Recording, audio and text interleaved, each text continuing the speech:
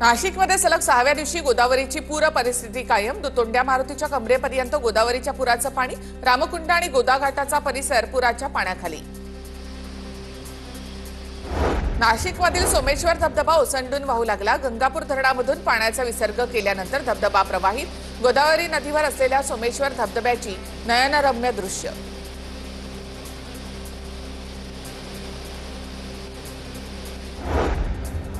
जायकवाडी धरणामध्ये 11,000 क्युसेक्सना पाण्याची आवक सुरू। गेल्या 4 दिवसांमध्ये जायकवाडी धरणाच्या पाण्याच्या पातळीमध्ये 5% वाढ। सध्या जायकवाडी धरणामध्ये 34.94% एवढा पाणीसाठा। रायगड जिल्ह्यामध्ये देवकुंड, सिक्रेट पॉइंट आणि दामिनी घाटामधील धबधबे प्रवाहित। भीमा नदीच्या खोऱ्यातील लोकप्रिय पर्यटन स्थळांभोवती 1 किलोमीटर पर्यंत परिसरात पर्यटकांना 30 सप्टेंबर पर्यंत प्रवेश बंदी। पाटण तालुक्यामधील सडा वाघापूरचा उलटा धबधबा वाहू लागला। धबधब्याचा आनंद घेण्यासाठी पर्यटकांची गर्दी। पर्यटन स्थळांवर हुल्लडबाज पर्यटकांवर वचक राहण्यासाठी पोलिसांच्या बंदोबस्तामध्ये वाढ।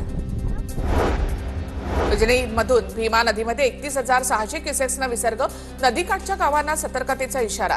वीर धरणामधून सुद्धा 6,500 क्युसेक्सना विसर्ग। कोल्हापूर जिल्ह्यामध्ये पावसाची संततधार। राधानगरी धरण 63% भरलं। राधानगरी धरणामधून 3100 क्युसेक्स पाण्याचा विसर्ग। कोल्हापूरच्या पंचगंगा नदीचं पाणी यंदाच्या पावसाळ्यामध्ये पहिल्यांदाच पात्राच्या बाहेर पडलं। पंचगंगा नदीची पाणी पातळी 29 फुटांवर। 24 बंधारे पूर्णपणे पाण्याखाली। नदीच्या पाणी पातळीमध्ये झपाट्यानं वाढ। भिवंडीमध्ये रात्रीपासून मुसळधार पाऊस। जनजीवन विस्कळीत। बाजारपेठेमधील अनेक दुकानांमध्ये पाणी शिरलं। कामवारी नदीने धोक्याची पातळी ओलांडली। नागरिकांना सतर्कतेचा इशारा।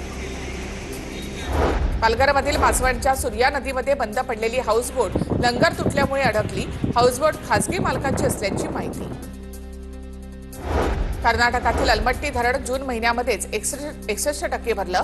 पुढील 4 दिवसांमध्ये धरण 70% भरण्याचा अंदाज। अलमट्टी धरणामध्ये सध्या 1 लाख क्युसेक्सना आवक तर 70,000 क्युसेक्सना पाण्याचा विसर्ग सुरू। कल्याणच्या भगवा तलाव जॉगिंग ट्रॅकवर मोठा अपघात टळला। संरक्षक जाळी तुटून झाड थेट तलावामध्ये कोसळलं। सुदैवानं जीवितहानी नाही। बांद्र्यामधील गुरु नानक रुग्णालयाच्या समोर पहाटे झाड कोसळलं। सुदैवानं यामध्ये कोणतीही जीवितहानी नाही। पुण्याच्या कासारसाई धरणामधून 5,000 क्युसेक्स पाण्याचा विसर्ग। पावसाच्या परिस्थितीनुसार विसर्ग कमी जास्त करण्यात येईल। नदीपात्रामध्ये कोणीही न उतरण्याचं आवाहन। पालघर जिल्ह्यामधील विक्रमगडमधील डोलारी बुद्रुक ग्रामपंचायतीमधील कमकुवत बांबूच्या पुलावरून ग्रामस्थांचा जीव घेणा प्रवास तर 3 पाड्यांना जोडणारा पूल पाण्याखाली गेला। खडकीपाडा, बारातपाडा, ठाकरपाड्यामधील ग्रामस्थांचा संपर्क तुटला।